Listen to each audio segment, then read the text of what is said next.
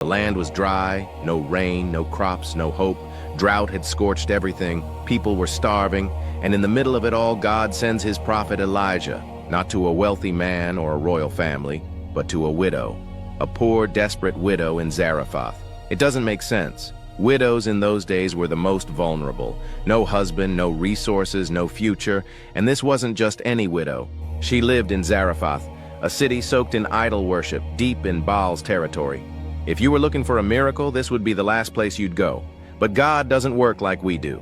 His plans rarely follow human logic. Elijah obeys. He travels to Zarephath, and there, at the edge of town, he sees her, gathering sticks. No entourage, no abundance, just a woman collecting kindling to prepare for what she believes is her final meal. He asks her for a drink. Then he adds, "Bring me a piece of bread, too." She stops, turns, and says the words that carry the weight of sorrow. "As surely as the Lord your God lives, I don't have any bread. Just a handful of flour in a jar, a little oil in a jug. I'm gathering a few sticks to make a meal for myself and my son, that we may eat it and die." This is where she is, not running low, empty, broken, ready to die.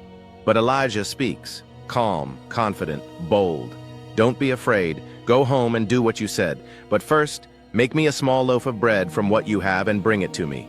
Then make some for yourself and your son." And then the promise.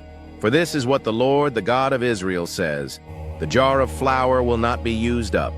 The jug of oil will not run dry, not until the Lord sends rain on the land." Can you imagine what she felt in that moment? Standing at the edge of nothing, being asked to trust God with the last little bit she had? That wasn't just generosity. It was faith. Raw, radical faith. And she obeyed. She made the bread, gave it to Elijah, then turned to feed her son and herself, and the miracle began. The jar wasn't empty. The jug didn't run dry. The next day, still enough. The day after, still enough. Day by day, meal by meal, God sustained them in the middle of a famine. What looked like certain death turned into supernatural provision, but that's not the only time God multiplied the little that remained. In 2 Kings 4, there's another widow. Her husband is gone, her debt is drowning her, and now the creditors are coming to take her 2 sons as slaves. She's terrified, helpless, broken. She runs to Elisha and cries out. All she has left is a small jar of oil. That's it. And Elisha gives her strange instructions. Go around and ask all your neighbors for empty jars. Don't ask for just a few. Then go inside, shut the door behind you and your sons, and start pouring. Just pour. So she does, and the oil keeps flowing. 1 jar, 2 jars, 10 jars filled to the brim.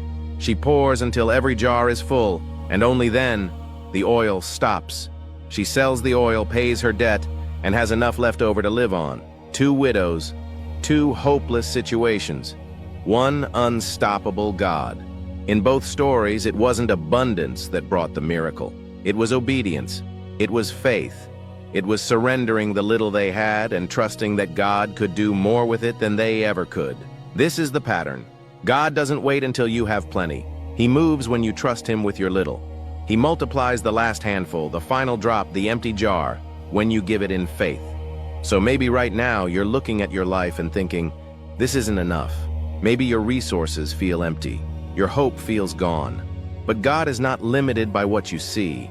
He's not intimidated by droughts, debts, or desperation. He's just waiting for you to trust him with what's left, not when you have plenty.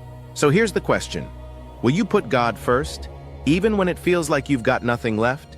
Because if you do, you might just find your jar never runs dry. Thank you for watching. If this story encouraged you, leave a comment with "God is my provider." Share this message with someone facing a tough season, and feel free to follow our page for more powerful Bible stories. God bless you. Amen.